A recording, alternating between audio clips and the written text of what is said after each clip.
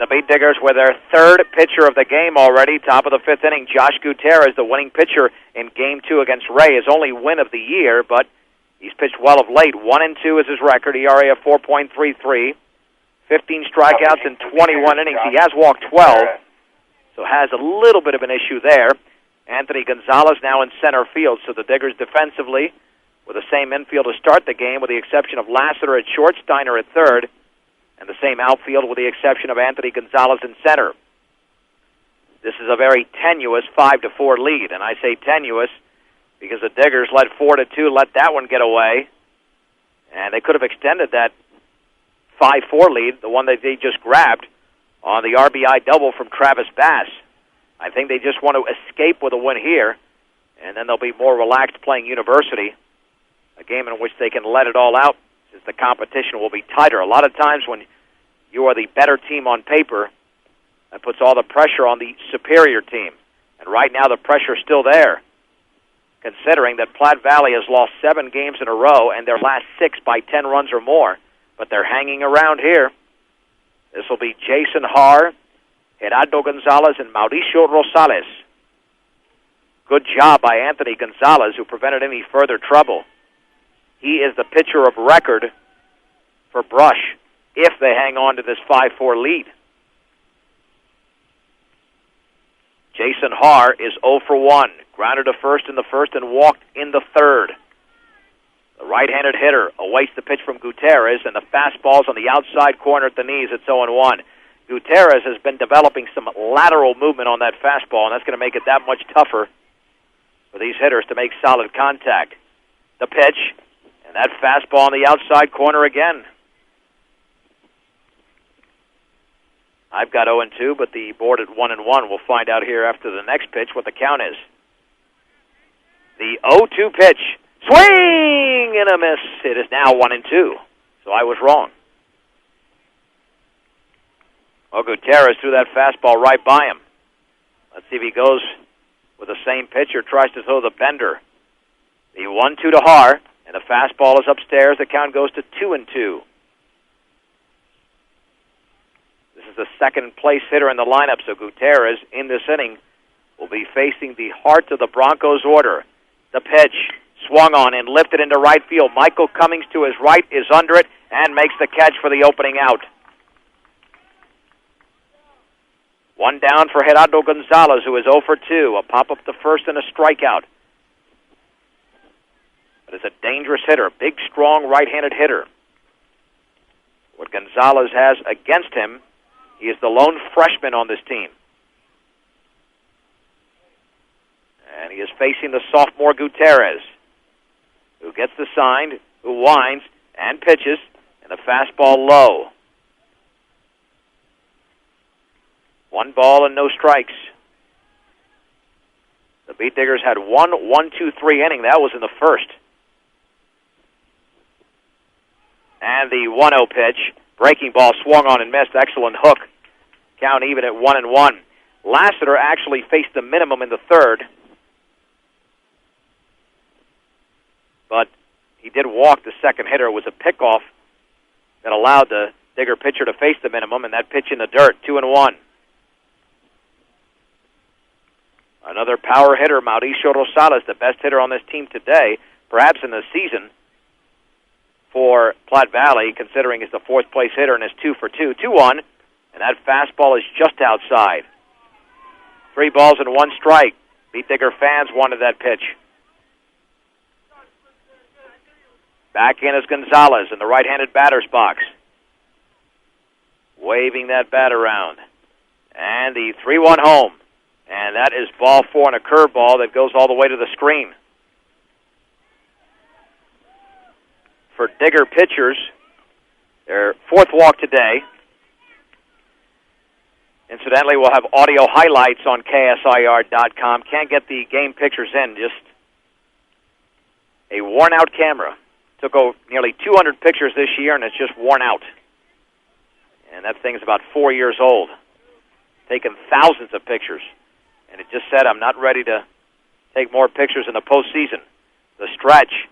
Pitch to Rosales, and he takes a fastball in the corner for a strike, thigh high.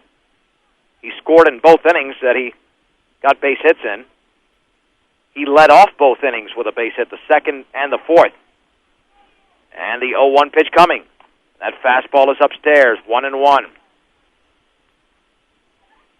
1 ball, 1 strike, 1 out, 1 on. The Diggers lead by a run. In the top half of the 5th inning on a perfect day from Brush. And the pitch, and the breaking ball stays high. It's 2-1.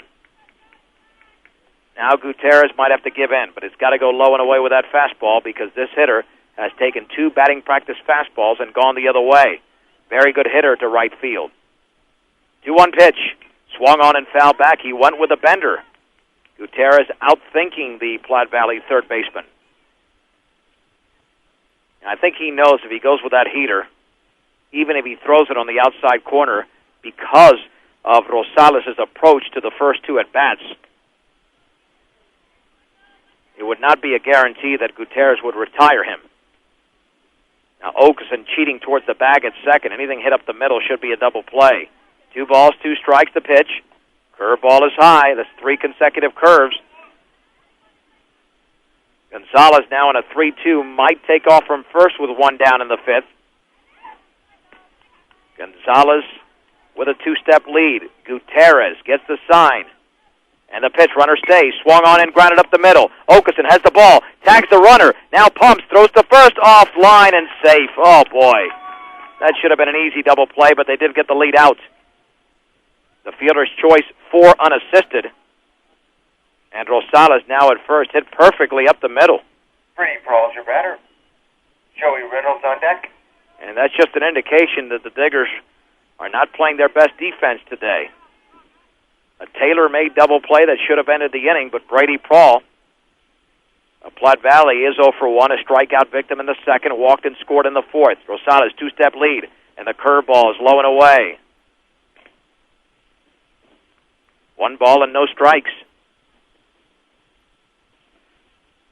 If the Diggers can pitch well here and play some defense, they might not have to face Rosales again.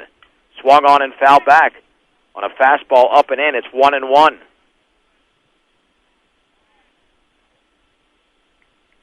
The top half of the 5th inning. You can check out the new Market Fresh Salads and Low Carbies menu at Arby's in Fort Morgan today. That's Arby's on Main Street. I check out a lot more than that, I'll tell you right now. The pitch, fastball right there on the outside corner. It's 1-2. Curly fries or regular fries or big Montanas, super roast beef. The stretch. And a 1-2 pitch. Oh, the curveball stayed very high. It's 2-2. Or the Marcus Kammer special. 3 super roast beefs, a big Montana, a salad, a low carbies dish, and a hot fudge sundae. 2 balls, 2 strikes, 2 outs. The pitch swung on and hit weakly back to the mound. Gutierrez will throw to first, and the inning is over. No runs on no hits, no errors, and 1 man left. 4.5 complete. Brush hanging on to a 5-4 lead over Platte Valley on 1010 KSIR. Top half of the 5th inning. Bryson Lassiter, Terry Steiner, and James Ginther in the bottom of the 5th inning, with Brush needing some runs to separate themselves from Platte Valley. Their lead is only 1 at 5-4. And the pressure is mounting. The Beat Diggers with 4 in the 3rd and 1 in the 4th.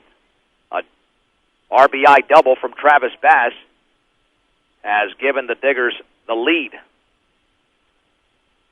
Lassiter has been very good today. He walked and singled and scored. So officially 1 for 1.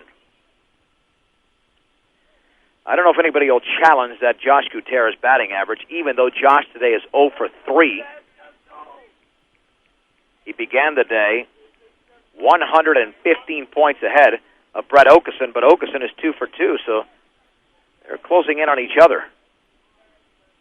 Now here's Lassiter against Brady Prawl, the right-hander, the sophomore for Platte Valley, beginning his 5th inning of work. Swing and a miss and a slow curve. Lassiter a little bit over-anxious on that one. And the count is 0-1. The wind and the 0-1 delivery.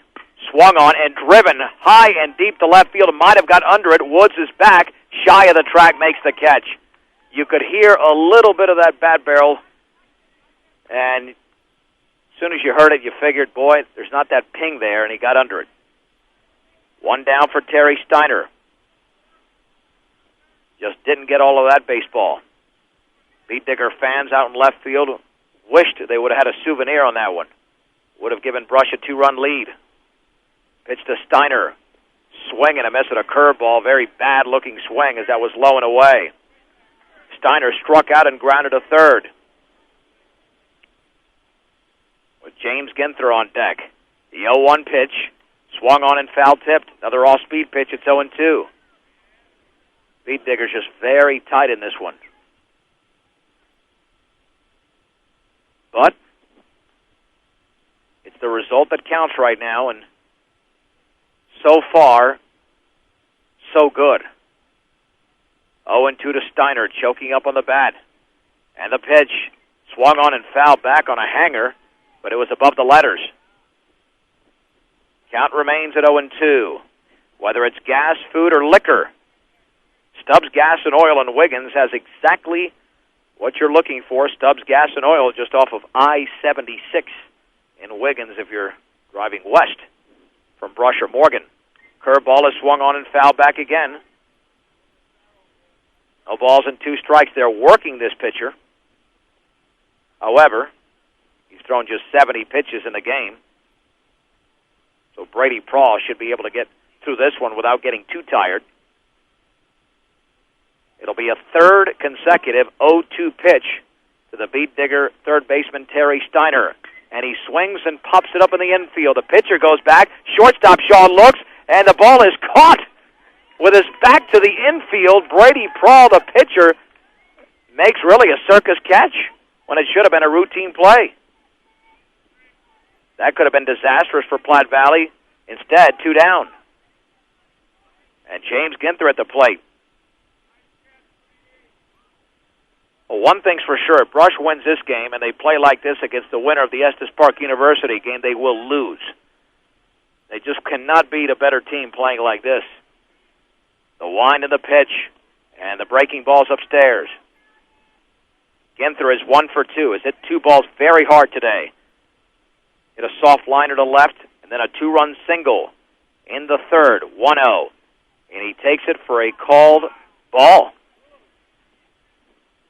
2-0, slow curve. Was low and away, but a little bit too low.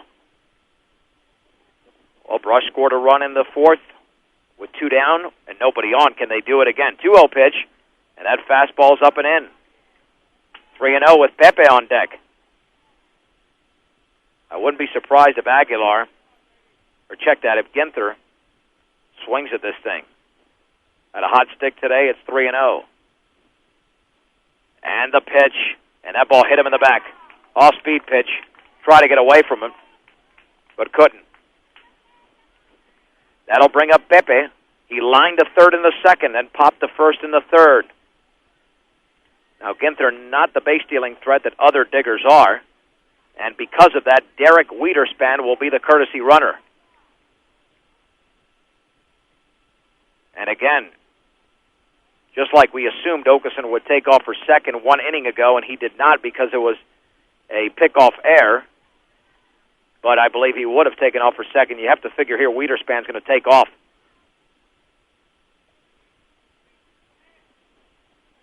So here we go.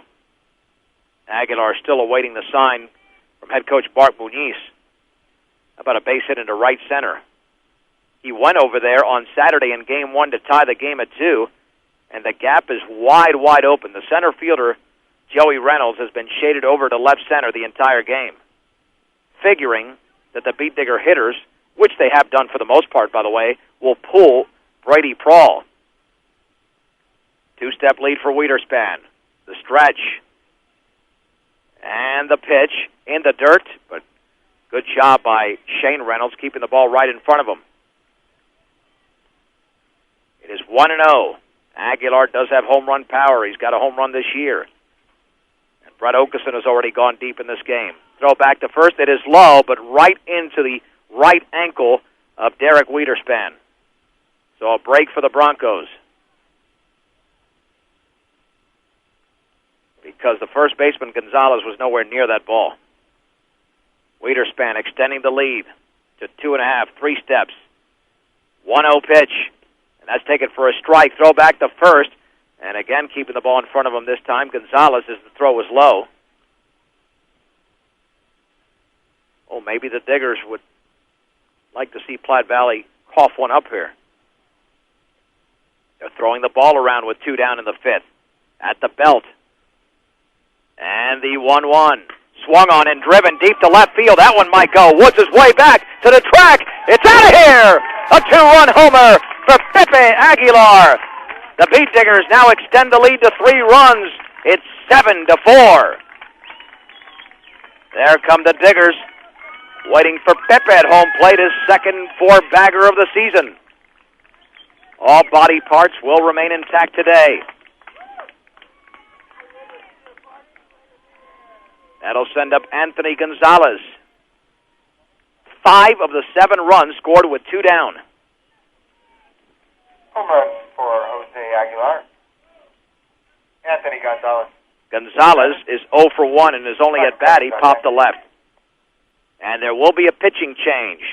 Mauricio Rosales appears to be the next pitcher coming into the game. We'll take a break. It is Brush 7, Platte Valley 4. We're back in 90 seconds on 1010 KSIR.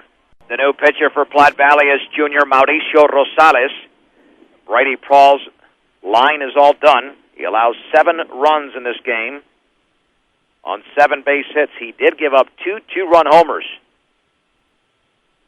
And that certainly did not help his cause whatsoever.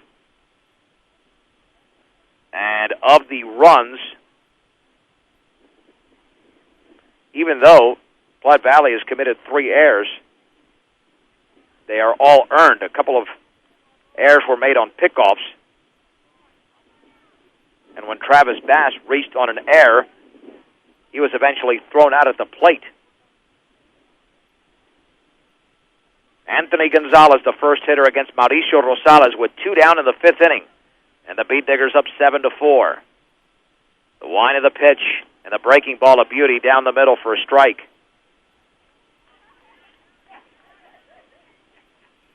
Brady Prall was pretty effective, but boy, in 3 innings, he could not get that third out. 3 consecutive innings. Squaring to bunt and pops it foul. Another slow curve by Rosales. It's 0-2. And you can bet that even though the Diggers have a 3-run lead, these last 6 outs are not going to be easy to get. No balls and 2 strikes to AG. Hitting with a closed stance and the pitch. And he swings and misses at a fastball up and in, nowhere near the zone. But he went fishing for it anyway. And the inning is over. The Beat Diggers do get 2 runs on 1 hit, a 2-run homer from Jose Aguilar. No errors and nobody left. We have played 5 innings in the opening game of the Patriot League tournament from Sunset Park in Brush. And Brush leads Platte Valley 7-4. You are listening to 1010 KSIR.